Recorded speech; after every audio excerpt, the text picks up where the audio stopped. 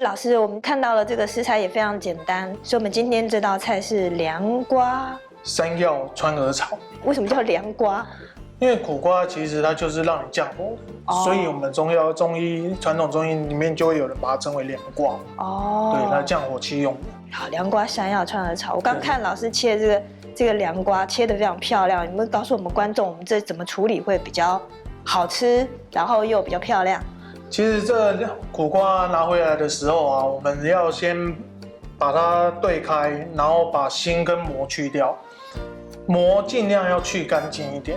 为什么？因为其实苦瓜最重的苦味就在它的膜上面，里面的那层膜，所以你去的越干净的话，其实它的苦味就会相对就会减少。所以我刚刚看到都没有白白的。对，我们那膜已经都尽量都把它刮掉了，然后我们把它切成片状的原因是因为这样子比较容易熟。为了容易熟。对，这样子烹饪的时间才不会太久，那它的颜色也比较不容易黄掉。另外一个就是这个山药，我们为什么要泡水？因为其实山药泡水，因为山药它其实是一个非常容易氧化的食材。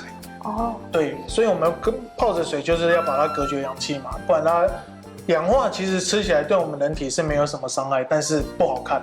其实相对的就是我们刚才一直在重复说的色香味。那我们既然色永远都摆在第一个，我们当然要保持它的鲜艳的程度。好，对，了解。所以今天我们的食材还有这个是花椒油。花椒。对，因为我们为什么要用花椒油，就是因为苦瓜它虽然说对人体很好，但是很多人不喜欢它的苦味，所以不喜欢吃。对，那我们点了一点花椒油的话，它就可以降低它的苦味，让更多人去接受它。还有这个效果。对。原来如此，所以我们这道菜可能还会用到勾芡，是吗？对，我们会带一点芡，让它的味道包覆在上面。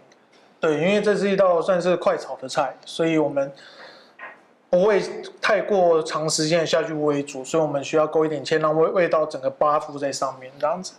然后最后的枸杞就是我们做完成品之后用来点缀用的。这是画龙点睛。对。那我们现在是要准备去大火快炒。对，那接下来就让我们带你们到我们的厨房去看一下吧。好。那我现在要帮各位示范凉瓜山药川鹅炒。我们制作的过程啊，因为这个我们是传统的炉子，俗称泡炉，那它的声音会比较大。那我会尽量的讲解清楚一点，那我也希望大家可以学到想要学的东西。那我们首先要起油锅，那我们要将青苦瓜拉油，油温不用太高。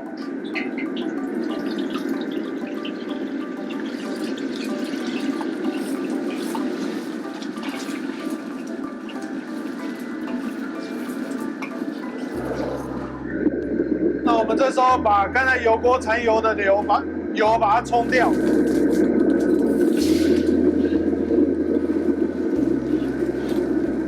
那我们再取一个水锅，我们需要看我们剩下的食材，有山药以及川鹅。我们先把里面多余的水分先把它沥除，我们就可以进到水锅里面去汆烫，把它烫熟。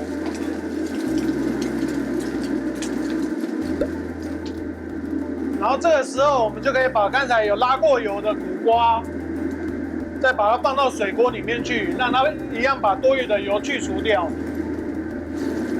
这样就可以把它倒起来沥干了。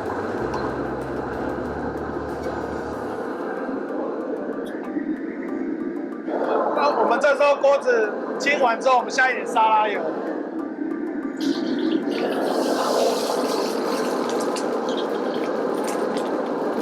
把刚才烫好的食材加进锅里面翻炒，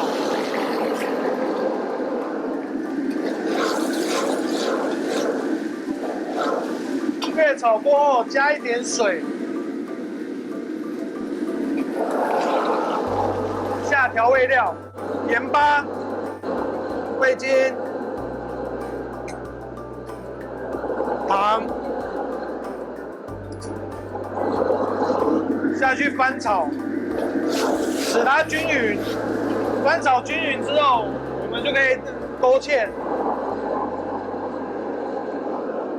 下去之后进行翻炒。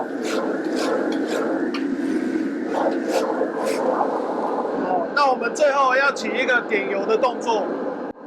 我们今天用的油是花椒油，是要为了它的提香跟压制苦瓜的苦味。那继续翻炒。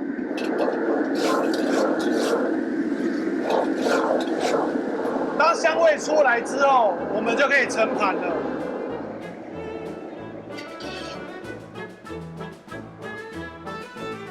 那我们这边有泡好的枸杞，那我们就是用来点缀装饰用的。我们这道凉瓜山药川鹅炒就完成了。那老师跟我们讲一下它对人体好处的地方。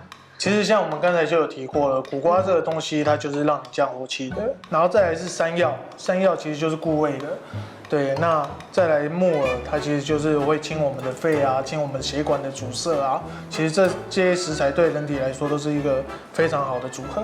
所以现在我们在家里面，如果想要一次完成疫情时间大家身体上面需要的，这道菜就是一个很好的选择。